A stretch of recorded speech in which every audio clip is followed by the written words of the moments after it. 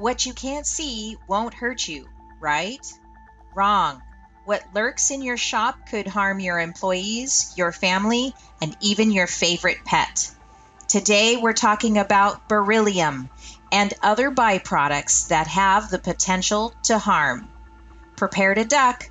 We're bringing you incoming info that will leave you exposed, but better educated about your shop environment. Pete Mitchell from GMA uncovers some of what he's found in his 28-year career in this industry as we dissect OSHA's new ruling. We will also be touching on some basic environmental tips to protect you in the shop. Get ready to level up your powder coater game.